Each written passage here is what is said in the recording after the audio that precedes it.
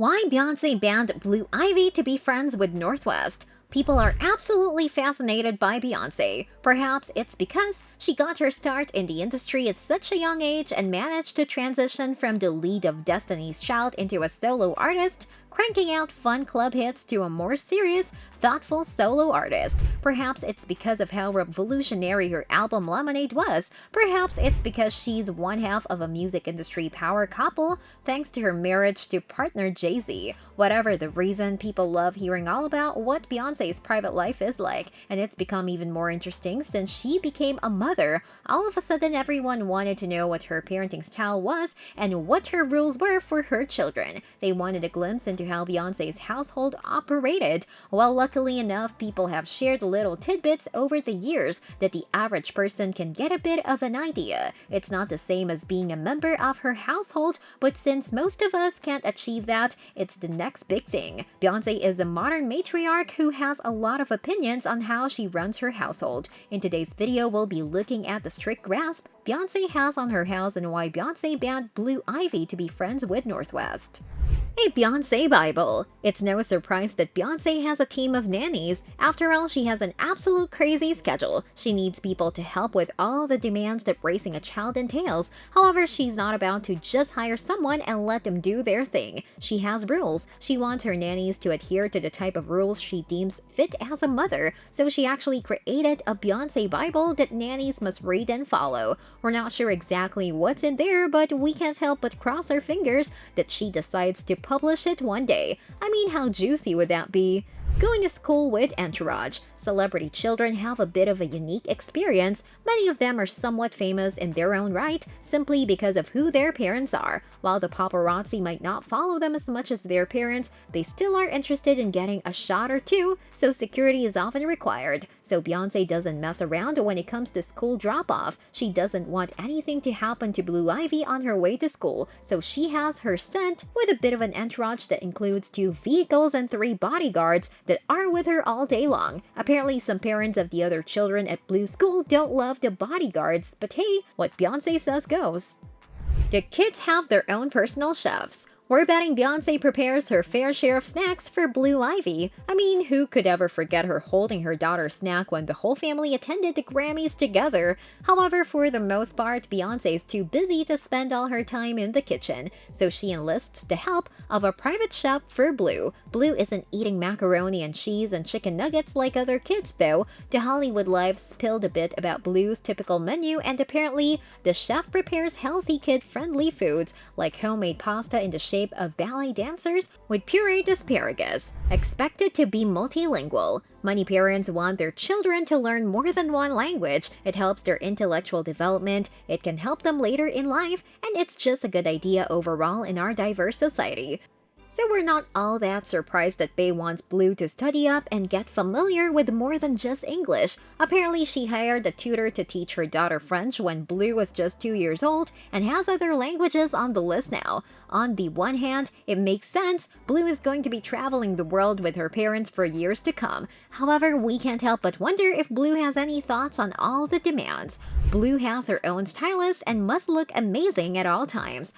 Beyonce is known for her amazing sense of style, and it only makes sense that she'd pass that on to her daughter. Blue is expected to look amazing at all times, and Beyonce makes sure that happens by hiring the right people. She apparently pays a personal shopper and a stylist to dress Blue to make sure her daughter is fashion-forward, just like her. We absolutely can't wait until Blue Ivy becomes a teenager. Can you imagine the types of looks she'll be rocking? She'll definitely give her mom a run for her money when it comes to creating memorable looks. She has 24/7 nurses for her twins. Taking care of one child is tough enough. Taking care of twins is an entirely different ballgame. So when Beyonce had twins, she knew she'd have to get a little extra help on her staff. She had a squad of nannies that helped her raise her children, but she also opted to hire nurses that would be available 24/7 to assist with anything she needed to make sure the twins were happy and healthy. It seems a bit extravagant, but what mother wouldn't want an extra set of hands and opinions?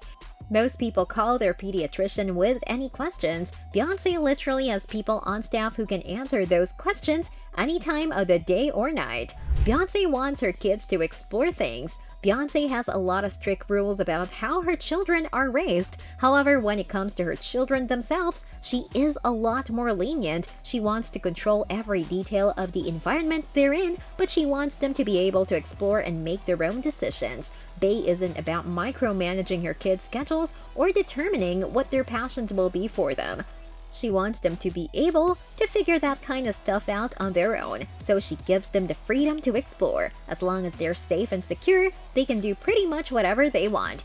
Beyonce takes her kids on the road. Beyonce definitely has a unique profession that involves more travel than most parents. She's frequently heading out on tour for weeks on end, which can be tough on a family. So she's come up with a solution that's pretty flexible. She simply brings her kids with her a lot of the time. Obviously, that might become a bit more challenging once all her children are in school. Then you have to get tutors involved and make sure they're not missing anything important. However, for now, as long as she has her squad of nannies on hand to help, her kids are able to come along with her. Kanye West Jay-Z drama. Various reports suggest that the once creative and lucrative relationship between Kanye West and Jay-Z has soared to the point that Jay-Z is calling Kanye insane and gripping about a dispute over $20 million on his new album 444, and Kanye has moved to cut ties with Jay's Tidal streaming service, ostensibly over a dispute over more money. The extent of their hostility toward each other became apparent over the past few days. On Friday, many Jay-Z fans noted that certain lines on Kill Jay-Z, one of the tracks on his new album, appeared to directly reference Kanye, his one-time mentee-turned-collaborator. "But you ain't the same, this ain't kumbaya," Jay rapped. "You gave him 20 million without thinking, he gave you 20 minutes on stage, but if everybody's crazy, you're the one that's insane." Daily Beast writer Marlo Stern explains that the $20 million for 20 minutes is a nod to Tidal, which Kanye is rumored to have distanced himself from following the bumpy release of his last album, The Life of Pablo. Specifically, the 20 minutes on stage appears to be a reference to Tidal's star-studded product launch in March 2015. Stern said, "That's when Kanye joined Jay on stage in New York along with Beyonce, Alicia Keys, Rihanna, Madonna, and Usher to announce Tidal as the first artist-owned digital music service. But Tidal hasn't rolled out all that smoothly, with rotating CEOs and allegedly inflated subscriber numbers," Stern said. Now Kanye has reportedly cut ties with Tidal, with Kanye alleging that the company owes him more than $3 million, TMZ reported. Tidal, in turn, has threatened to sue Kanye for breach of contract, but the feud between the rappers who collaborated on the blockbuster 2011 Watch the Throne album has been simmering for quite some time. TMZ reported that the real source of the feud doesn't have anything to do with the issues around Tidal, but around the series of rants Kanye unleashed last fall on his St. Pablo tour. In the rants, Kanye targeted Jay-Z, complaining that Jay failed to call him after his wife Kim Kardashian was robbed at gunpoint in Paris in early 2016.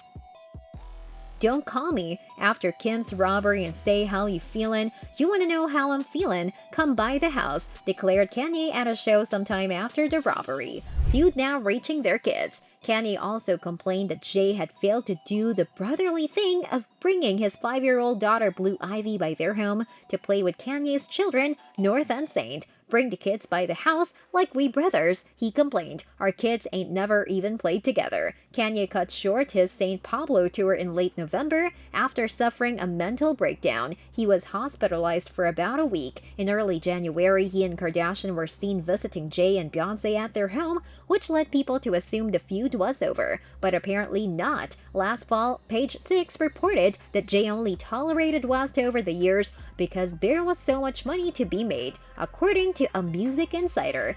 With that, we come to the end of today's video. Don't forget to join in next time for more of such interesting content.